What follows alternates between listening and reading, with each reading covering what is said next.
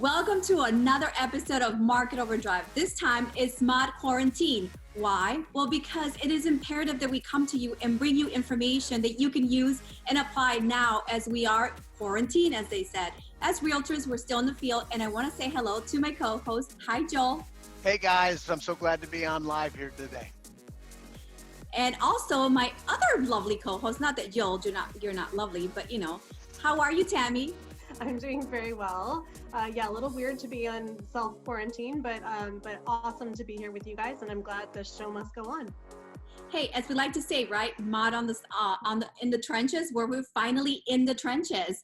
How are you guys coping with everything that's going on? We just heard from the mayor. She addressed the nation or addressed the city and gave us, the to-dos and how to handle this whole situation. Joel, do you have anything to share with your audience?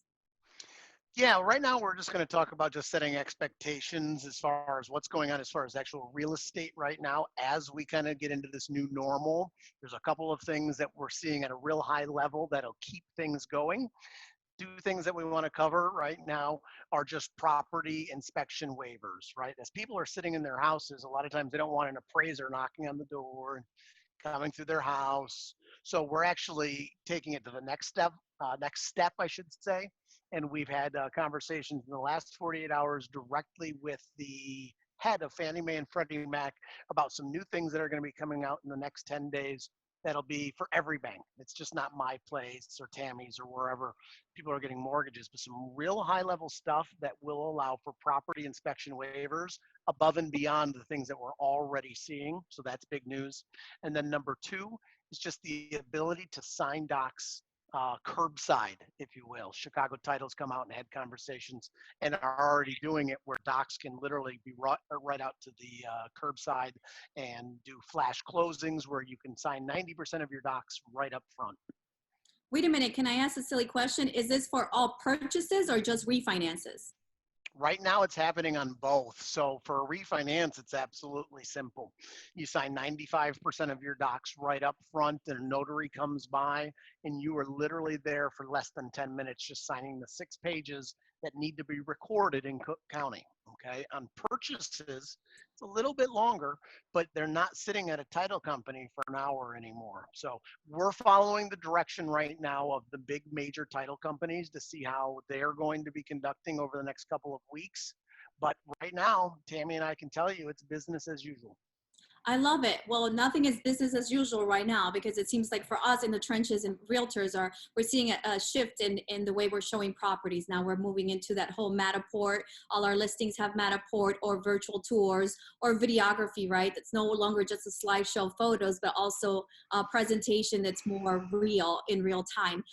But Joel, can I expand on that? Because I have questions. I mean, I think that we should have moved in towards this kind of format a very long time where we ask for closing documents to be PDF'd and everything to be signed up via .loop or any of these DocuSign formats.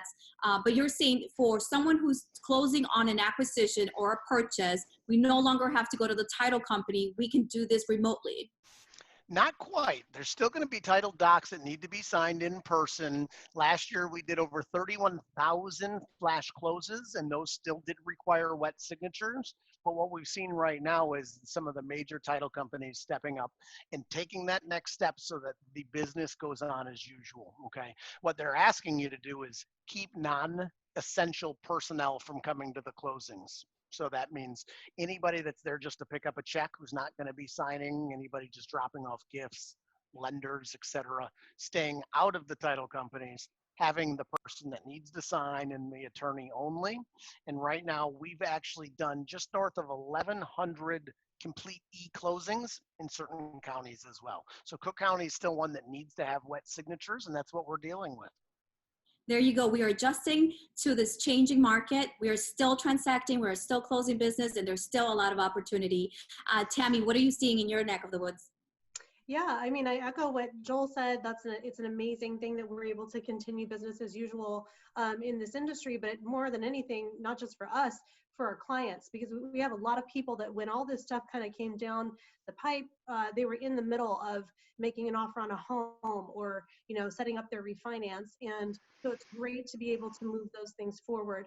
But what I really think is a key point to keep in mind right now is that these things are coming down from the top, that are from the high level, that are giving us all guidance, that are meant to stimulate the economy.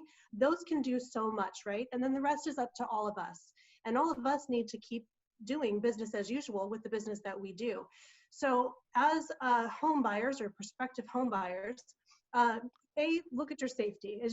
Are you and your family safe? And you taking the appropriate precautions? Once that's done, now take a look at your opportunity that you have this year. What is this market offering you from a financial standpoint that you wouldn't be able to take advantage of otherwise? And that's what I'm working through with a lot of my clients right now. Is this a great time to buy an investment property? It probably is, because you probably have some negotiating power right now that you maybe wouldn't have at another time. And teeing up for interest rates. Interest rates are all over the board. They're going to continue to fluctuate. I said this on the last show, but this is the time to be teeing up for locking that rate when the time is right. So make sure you get all your documents in, make sure you sign all your disclosures, you have everything ready to go, and then go for it when the time is right. I have to admit, I was a little concerned when the mayor decided that she was going to address and do a press release. I was really, really scared. And I'm like, please, God, don't let them shut the city down. There's so much to do. I highly encourage everyone to take this time, take this opportunity to become aware, or just know your inventory. Know what is available, because there is that shifting, right? It's happening now. You're going to see it's going to become a buyer's market. This is the opportunity that all of you investors have been waiting for. Acquisition is going to be dirt cheap. So why not invest? Is it going to be difficult? Is it going to be different? Yes, but we are here to help you, because I can FaceTime everyone from anywhere. And I've been doing that for a lot of our clients. Obviously, Tammy, you're in the market now and you're pregnant. So we don't want to, right? We don't want to get you out there in the field, but everybody can take advantage of these opportunities. You can FaceTime us. We can show you properties. We're in the field. I'm so happy that I can continue on with these renovation projects, because there's going to be opportunities out there. It's all I got to say. Take advantage of the market. Don't get overwhelmed. Hope is here. Just stay positive.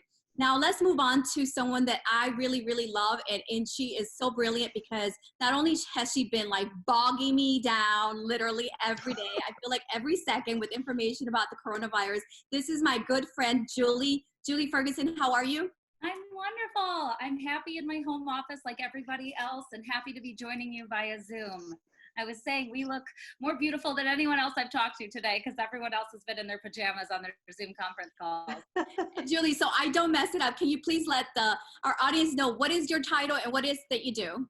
Sure. So I'm an adjunct professor at DePaul University, and I teach healthcare communications and policy. And I also work as a healthcare communications consultant with a number of companies that are doing pharmaceutical development, diagnostic testing, and vaccine development. And so I've been in the trenches for weeks, and also have about 20 years experience working with infectious disease and virology from behind the scenes. Now, everybody, there's nothing public relations about this conversation we're about to have with Julie. I wanted her to not like alarm us, but also give us the down and dirty. What is happening in the field? What are you reading? What is everybody talking about with coronavirus? Well, I think first and foremost, and a lot of Chicago residents feel this way, I'm a renter myself. If you're living in a building with hundreds of other people, I think a lot of people need to really worry about their safety and sanitation. And so I think that's the first issue. And in terms of why that's important is this disease is something that scientists are still studying, and there's a lot of unknowns. And we take that for granted a lot of the time. And so right now, while they're developing a vaccine, while they're figuring out the testing shortage situation, while they're developing antiretroviral therapy to come up with some treatments, it's important for us that we need time on our side. And so I think it's important for Chicago residents to start functioning in the unknown and be able to kind of use your talents in terms of what may have been a job for you to be able to do it elsewhere. And so for me, I'm a renter, and now my rent has become month to month. So it's a great opportunity for me to look at buying again, because I'm not stuck in a long-term lease. But I am fearful every time I go in my elevator, walking the dog, because I want to make sure I'm taking that 6-foot difference, and making sure I'm keeping my social distance and sanitizing the elevator buttons when I go out. So here's the key, right? So optimism and hope, and then more so patience, because as you're saying, we really don't have a timeline. Exactly, exactly. We don't know, what this situation looks like in terms of scientists still studying it. So I think it's important for everyone who is working or who is not working to think of. And can you bring tips on how to make sure, but there's not much you can do because I still have to go out there and show properties. I still have to go to closings. I still have to go visit the sites and make sure that work is getting completed. We're still taking in listings, we're still showing with buyers. So we're still doing business as usual per se, just different measures. Can you advise as to what else can we do to protect ourselves and those around us? Exactly. It's important to be self-aware, right? And when you do go anywhere, making sure you don't know where else they've been. And so, like you said, making sure you carry hand sanitizer or you're washing your hands when you get home. So I think it's just important to be aware of not, be close to people at this time. And then other things in your apartment, like your dog barking or Sorry. This is what happens when you do a Zoom from home. It's not your WGN studios. We may have to fire Bob. Don't get Bob scared now that we're doing the Zoom technology, but please ignore the dog. Right. I mean, this is so, typical of what everyone's life has just literally been turned upside down. But thinking through when you're out in public, like Carla and Tammy, well, Tammy was, but Jill, when you're out in public, making sure when you do get home that you wash your clothes, that you take off your shoes and wipe down your floors, because this virus, they're saying, can be on surfaces. And so it's important to be aware of where your, elbow has been, and making sure you're washing those clothes in hot water, taking a hot shower when you get home. These are things that even the reporters are saying on TV right now that they're doing as well when they're around other people. Great advice. Thank you, Julie, so much for joining us. It's imperative that we all come together and understand the safety measures that we have to follow. As soon as I go to showings, I still stay away from people. I have 2 kids. I am a mother, so I have to protect my children, but I also have to protect my livelihood. So just understand that we're out there. As soon as I get in the garage, I take off my clothes, they go in a bag, and they're going into the wash. So can't be afraid of going out. Just have to protect yourself. And if you're walking your dog, you can go out. If you're gonna go work out, you're gonna protect yourself, right? So now I'm gonna talk to someone that is really, really taking a huge hit by the decision to shut down all the restaurants. Our beloved and good friend, Mr. Greg Horan. How are you, Greg? Oh, I've been better, but glad to be here today. Nice to see you. Nice to see you as well. So can you please share with us, how are you holding up? Oh, we're all doing the best we can. It's a really scary situation. We have, in my group alone, we have 3,000 employees here in Chicago and in Florida, counting the boathouse in Florida.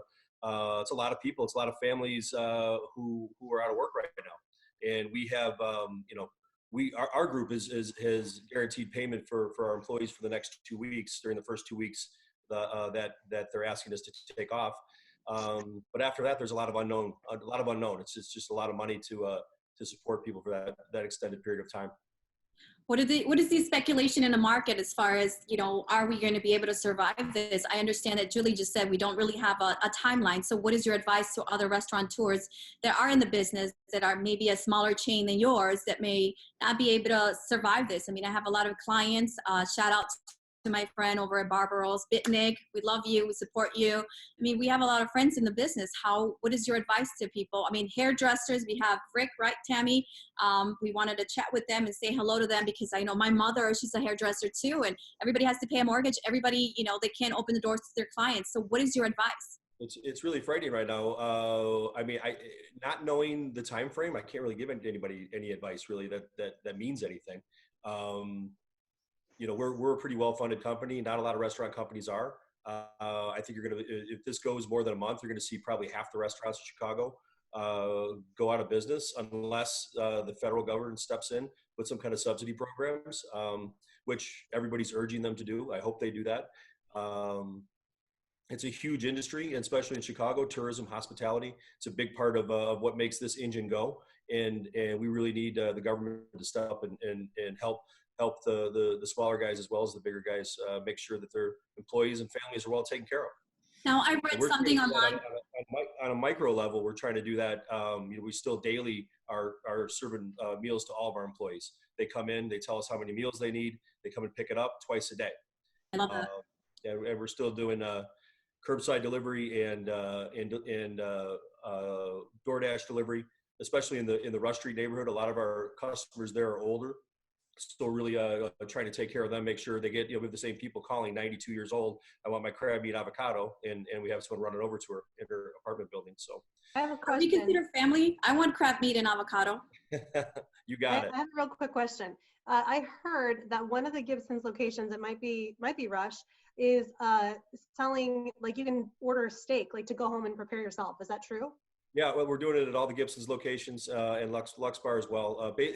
Here's the fact of the matter. We all have a lot of product on our shelves. We don't want it to go bad. We don't want to throw it away. We're trying to get it out to the customer. We're trying to help our partners out who cut the meat for us, try to pull some product through as well. So we're selling it basically at cost. So I'm asking for myself and for my husband, because he wants some of these steaks. How do we go? You can call the restaurant, any of the Gibson's restaurants, and pick them up, or they're available through DoorDash. You can do there's an option through DoorDash as well. No way. Okay, We're doing also selling selected wines at each restaurant at 50% off. So Did you hear that, Julie? Is that something that you advise for us folks that are getting quarantined to stay at home and order some steak and drink some wine? Is that allowed? Look, I'm not a doctor, but I do think it's important to take vitamins and eat the right foods and making sure you're taking care of yourself. I'm someone who does work from home, and it's easy to get burnt out. It's easy to not step away from your desk, and so it's really important that you still take care of yourself and get that fresh air and just be distant when you're outside in terms of who you're around. But Love it. We need to keep a close eye on our workaholic friend Joel. Just called Joel. He's been cooped up in his office nonstop, closing deals, doing refinances. I mean, the refi market is still great, isn't it, Joel? The market's good. It's up and down. I'm never really focused specifically on rate. Really, what this is all about right now isn't business. It's Joel, literally being. Did we really go to zero interest rates? So here's the deal, guys. What we need right now, more than any of this, is we need to be good to each other. We really need to make sure that the folks that are at the bottom are taken care of. Okay. And so there's going to be a couple of things that I'm going to be announcing coming up. So I'm going to use this as like a little teaser moment. We're going to be doing some big give backs. Okay. We're going to be doing some things right now that really, we're all fortunate to be in the businesses that we're in. And when people are less fortunate, you got to step up. So starting this weekend and coming up for the next couple of weeks, there's going to be some big things that we're going to be doing on our end. And it's all about that giver's gain. If you can literally be in a position to give back, you should. Okay. Love it. Thank you, Joel. And Greg, I read something online, and then briefly we're going to wrap this up because we are taking up your time, but it is through Zoom. And so this is exciting because we still want to get in front of you. We still want to talk to you. We want to make sure that you understand that we're still doing our thing and we're here to support you and to continue to elevate your real estate IQ. But Greg, I read something online that says, remember those charities that supported you? Go back and support them. So I want to encourage everyone. Remember, we had 410 tickets sold for our Gibson's Italia St. Patrick's Day event benefiting the children of St. Jude Children's Research Hospital. Thank you to you guys over at the Gibson's Restaurant Group. And now, please order the food. Do some, it is true. Order online. Carla, it's not a matter of if that party's going to happen. It's just when. And hopefully it's sooner rather than later. We are going to celebrate St. Patrick's Day if it's end of April, early May, into June, whatever it takes. We're going to be there. We're going to be here for Chicago for sure.